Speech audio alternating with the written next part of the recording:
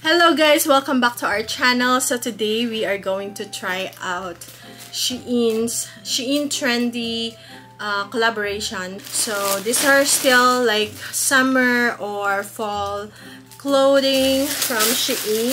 Okay, so first I'm gonna show you guys is this one. This is Motif. So this is the dress. I'm gonna also link everything that I show you guys today down in the description box below.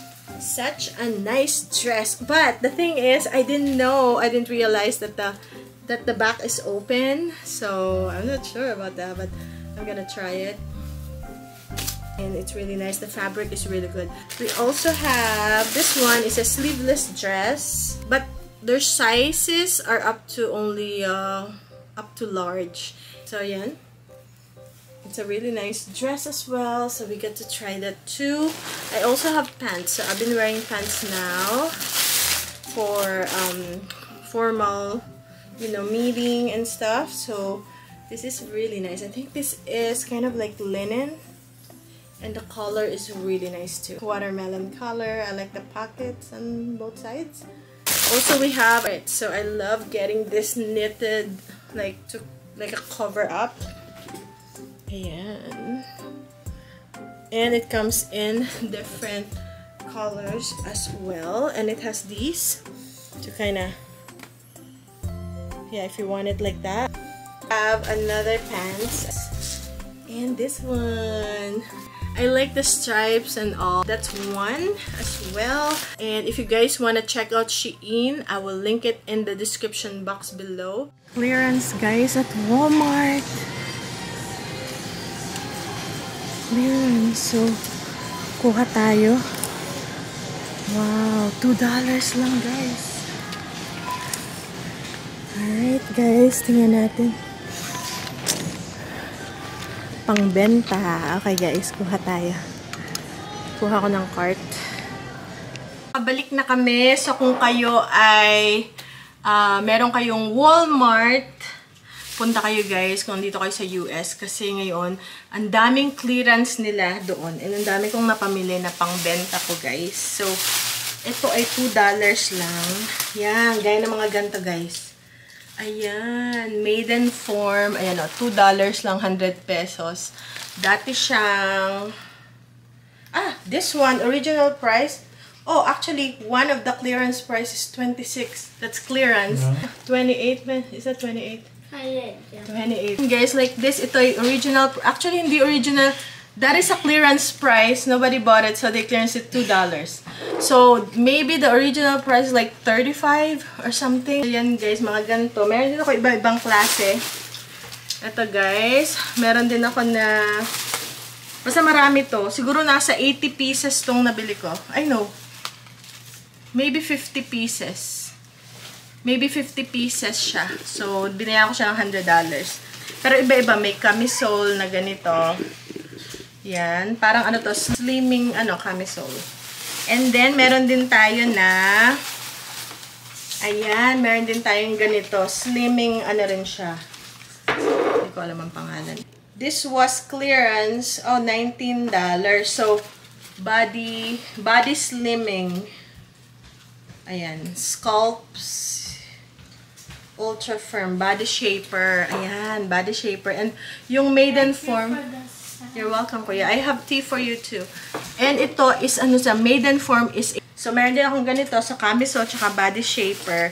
And meron din na pang lang, ang tawag na high waist briefs, ganito. Especially yung malalaking size, yung hirap hanapin. So maganda to sa pangbenta sa online. So yan pa, marami tayong ganito. Ayan, meron din na iba-ibang kulay. Body shaper lang siya lahat. Meron din na 3-pack briefs, ang tawag nila. This is $19. Ngayon, $2 na lang, guys. Oh, diba? Clearance. Kaya takbo na kayo sa Walmart. And this is Vanity Fair. Maganda rin klase yung Vanity Fair. Yan. And this is white, brown, and black. This is, I don't know what. Ito pa guys, tatlo. $2 lang, mahal ang ganito. And guys, maraming klase. So, mga siya. Basta marami pa. Ayan. So, ano to? 6 bags na iba-ibang klase siya. So, takbo na kayo guys. Alam mo naman tayo, negosyante tayo. So, syempre, ano tayo? And nagtira naman ako kasi marami pa talaga. Meron pa doon na tigo $1 na parang sleeveless siya. And $1 Nobo, no boundaries yung brand niya. So, hindi ako parang mura lang yung brand na yon. So, hindi ako masyado kikita nun. Though, $1 lang siya. Okay, ayan. Marami pa guys. Okay, papakita ko sa inyo. Hindi na isa-isa, pero yun na lang bag. Kasi nilagay ko na siya sa bag. So, ipopost ko na to. Ito guys, oh, nakaganyan siya. Isang balot. Kasi doon yan, nakaganyan. So, a total of, ano ba, 6 bags siya guys. Na ganito. 6 bags na puno. Ay, 7 bags na ganito guys. So, na ganun ang mga laman. So, that's good. So, kung kayo guys ay gusto nyo makamura, meron din mga sapatos na pang winter, hindi man winter, parang boots pang lalaki. Kaya lang medyo mahal, $10. Original price is $24.98. So, parang hindi siya masyado clearance kasi 50% off lang. Gusto ko yung ganito na parang 90 off. Doon ako namimili sa 90 off guys. So, yun. And, ito pa. So, parang 7 plastic na ganito yung ating nakuha sa Walmart. So, that's a really good deal. So, ngayon, ang tag dito, pagbebenta sa Walmart is, sa online, is pipicturean mo siya. Kung meron ka makikita na same exact na, brand picture yung image niya na maganda yung parang talagang professional. Pwede nyo i-research. Kaya nung matagal yun. So, pipicturean ko na lang siya. Dito na lang sa wall na to. Kasi puti siya. Or dun sa kabilang wall. Pipicturean natin. Okay, guys. So, see you later.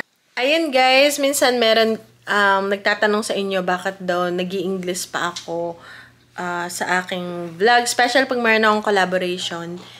Papaliwanag ko lang dahil maraming natak sa inyo kasi hindi ko pinapaliwanag kasi minsan English yung collaboration, 'di ba? Sa umpisa ng video and then Tagalog na siya all throughout kasi vlog na 'yon.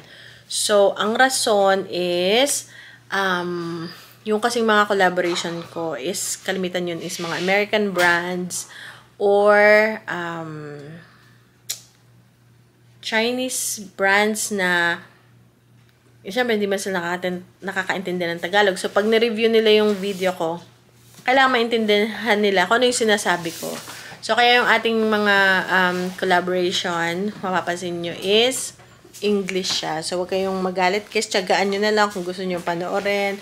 I-skip nyo kung gusto nyo i-skip. Pero, kailangan, para sa akin, gaya ng mga Shein or kung ano man yung pinopromote ko dito is English siya. Kasi, pag na-review nila, maintindihan nila kung tama-tama ba kasi meron yung mga standards sila na, meron silang mga requirements na gusto nila sa video. Eh ngayon, kung di nila maintindihan, papaano na yun. So, and meron din palang nagtatanong, ano raw yung ginagawa ko sa aking mga collaboration items na natatanggap. Kasi especially sa Shein, yung mga damit hindi raw nila nakikita na suot ko. So, explain ko lang na sobrang madami akong natatanggap na damit from Shein or from Dressin or iba pang mga collaborations. Meron akong mga collaborations. Pero, hindi naman sabihin noon na pag nakita ko yun sa online, kasi papapiliin ka nila eh. So, it's either home or ano lang naman eh, home and clothing, yung kalimitan ko sa Shein. Meron din sila na wig, mga ganon. Kaya hindi ko tinatanggap yung wig kasi wala naman akong paggagamitan ng wig. Swimwear, yon. Pero, parang tumanggap lang ako this year ng isa. Pero, palagi nila akong ino-offeran ng swimwear. Pero, sabi ko, ang dami ko ng swimwear. Hindi naman tayo palaligo sa dagat or sa pool. Hindi nga ako marunong lumangoy. So, tinry ko lang yung kanilang mga swimwear. And kalimitan, pagpapapiliin ka nila, 10 peraso.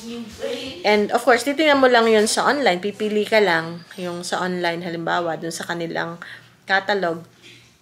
Hindi man isabihin nun, ay maganda sa picture, diba? Siguro naka-experience na rin kayo minsan na bumili kayo sa online. Tapos nung nakita nyo na, nasuot nyo na sa personal, ang gulo ng mga bata. Hindi nyo pala siya type. Parang ganun. So, syempre, ganun din ako, kalimitan ang nangyayari sa akin. Pinapamigay ko siya. Marami na ako na ipamigay na damit na pinapamigay, binibenta, ano pa ba? Yun lang naman ang pagpipilian. Pinapamigay yun. Pinamigay din ako kay Tisay. Yan, so sa kaibigan natin dito. So, yun yung ganun. Tapos yung iba nga, syempre susuot na, hindi nyo lang ako nakikita na, so yun, hindi nyo lang ako nakikitang suot yung ating mga damit sa Shein or kung anumang collaboration kasi, hindi ako nagwa-vlog ng dun sa formal. Pag naka-formal, minsan lang, naka-formal tayo. Pero, bihira lang. Ayo guys, comment down below. Kung kayo ba, pag kayo nag-shopping, eksaktong-eksakto yun talaga yung ine-expect nyo na damit or sukat sa inyo. Especially pag medyo mataba. Ako hindi lang medyo mataba talaga ako. So, parang, iba yung sukatan natin. Mga medyo, chubby-chubby. So, yun guys. Yun ang dahilan. So, saan nasagot ko yung tanong na bakit di ka namin nakikita nagsusot mo yung mga collaboration mo. Ayun lang guys. And with the makeup naman, the same thing. Kumbaga, natutuwa lang akong i-try yung makeup kasi nga hindi ako pala makeup. So, ngayon na minsan may collaboration tayo ng makeup.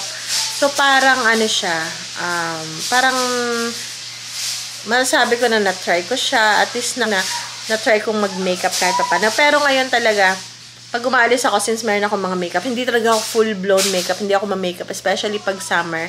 Hindi talaga ako ma-makeup. Kahit na dito, before nung nasa ibang state pa ako, dito naglalagay ako. Kaya lang, masyado akong pawisin. So, kung mag-makeup ako, lalabas ako even sa, sa formal na mga okasyon. Siguro pagkasal yun. Pero pag pupunta lang for meeting or hindi na. Dito lang sa, yung mga nakukuha ko na lipstick or, hindi siya lipstick, yung gusto ko yung liquid. Dito lang, parang lip tint, para may kulay. Yun lang. So, yun guys, sana nasagot ko yung tanong ng ating mga viewers. So, matagal na, pero from time to time, marami akong nababasang comment. Ano ba yan? Ba't di mo susuot yung Minsan, kasi, especially Shein, gusto ko yung pants nila. So, hindi nyo makikita. Hindi naman ako yung nag-OOTD. Yung guys sa iba, ito yung suot ko today. Wala, ito lang mga ganito yung suot ko. Everyday. Yan. Pag lang may formal tayong pupuntahan yun, nakakapagbihis tayo ng maayos. So, yun lang guys. And, okay, see you guys later. Nga pala, nagle-lesson pa kami ng mga bata. So, dito na kami nagle-lesson. Dito, medyo nilipat namin yung aming table. Dito. So, dito naman tayo. Teka, si Ben. Okay, si Ben, ko lahat.